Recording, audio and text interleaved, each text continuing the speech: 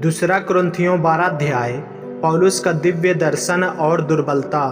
यद्यपि घमंड करना मेरे लिए ठीक नहीं, तो भी करना पड़ता है। इसलिए मैं प्रभु के दिए हुए दर्शनों और प्रकाशनों की चर्चा करूंगा।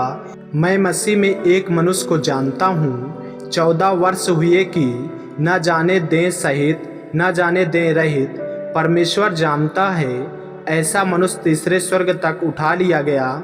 मैं ऐसे मनुष्य को जानता हूँ, न जाने दें सहित न जाने दें रहित परमेश्वर ही जानता है कि स्वर्ग लोक पर उठा लिया गया।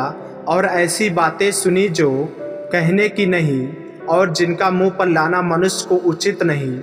ऐसे मनुष्य पर तो मैं घमंड करूँगा, परंतु अपने पर अपनी निर्बलताओं को छोड़ अपने विषय में घमंड न करूँगा। क्योंकि यदि मैं घमंड करना चाहूँ भी तो मूर्ख ना होऊंगा, क्योंकि सच बोलूँगा तो भी रुक जाता हूँ। ऐसा ना हो कि जैसा कोई मुझे देखता है या मुझसे सुनता है, मुझे उससे बढ़कर समझे, इसलिए कि मैं प्रकाशनों की बहुतायत से फूल न जाऊं। मेरे शरीर में एक कांटा चुभाया गया, अर्थात शैतान का एक दूत कि मुझे घूंसे मारे ताकि मैं फूल न जाऊं। इसके विषय में मैंने प्रभु से 3 बार विनती की कि मुझसे या दूर हो जाए, पर उसने मुझसे कहा, मेरा अनुग्रह तेरे लिए बहुत है, क्योंकि मेरी सामर्थ्य निर्बलता में सिद्ध होती है। इसलिए मैं बड़े आनंद से अपनी निर्बलताओं पर घमंड करूंगा कि मसीह की सामर्थ्य मुझ पर छाया करती रहे। इस कारण मैं मसीह के लिए निर्बलताओं में और निंदाओं में और दरिद्रता में और उपद्रवों में और कष्टों में प्रसन्न हूँ, क्योंकि जब मैं निर्बल होता हूँ तभी बलवंत होता हूँ। कुरिन्थियों के लिए पौलुस की चिंता। मैं मूर्ख तो बना, परंतु तुम ही ने मुझे यह करने के लिए विवश किया।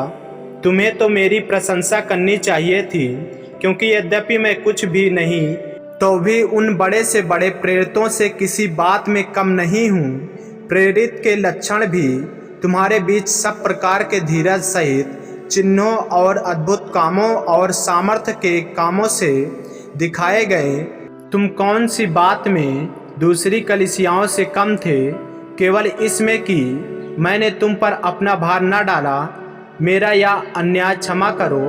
देखो, मैं तीसरी बार तुम्हारे पास आने को तैयार हूँ, और मैं तुम पर कोई भार ना रखूँगा, क्योंकि मैं तुम्हारी संपत्ति नहीं वरन तुम ही को चाहता हूँ। क्योंकि बच्चों को माता पिता के लिए धन बटोरना नहीं चाहिए, पर माता पिता को बच्चों के लिए। मैं तुम्हारी आत्माओं के लिए बहुत आनंद से खर्च करूँगा, वरन आप भी खर्च हो जाऊँगा।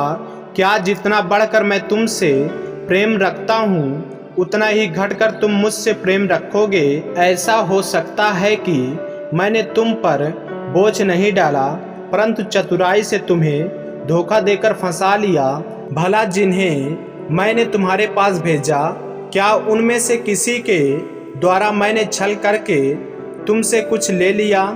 मैंने तीतुस को समझाकर उसके साथ उस भाई को भेजा, तो क्या तीतुस ने छल करके तुमसे कुछ लिया? क्या हम एक ही आत्मा के चलाए न चलें? क्या एक ही लीक पर न चलें? तुम अभी तक समझ रहे होगे कि हम तुम्हारे सामने प्रति उत्तर दे रहे हैं। हम तो परमेश्वर को उपस्थित जानकर मसीह में बोलते हैं, और हे प्रियो, सब बातें तुम्हारी उन्नति ही के लिए कहते हैं, क्योंकि मुझे डर है कहीं ऐसा ना हो कि मैं आकर जैसा चाहता हूँ वैसा तुम्हें ना पाऊँ, और मुझे भी जैसा तुम नहीं चाहते वैसा ही पाओ, और तुम में झगड़ा, डाह, क्रोध, विरोध, ईर्ष्या, चुगली, अभिमान और बखेड़े हों। और कहीं ऐसा ना हो कि मेरा परमेश्वर मेरे फिर से तुम्हारे यहाँ आने पर मुझ पर दबाव डाले, और मुझे बहुतों के लिए फिर शोक करना पड़े, जिन्होंने पहले पाप किया था, और गंदे काम और व्यभिचार और लुचपन से जो उन्होंने किया मन नहीं फिराया। आमीन। मेरे प्रिय भाई बहनों, यदि आप इस चैनल पर नए हैं, यदि आपने अभी तक हमारे चैनल को सब्सक्राइब नहीं किए हैं तो हमारे चैनल को सब्सक्राइब करें और बेल आइकन के बटन को दबाएं। और यदि आप हमारे फेसबुक पेज पर नए हैं तो हमारे पवित्र बाइबल को फॉलो करें, लाइक करें, ताकि परमेश्वर का वचन रोजाना आप तक पहुंच सके। जय मसीह की। प्रभु आपको आशीष दे।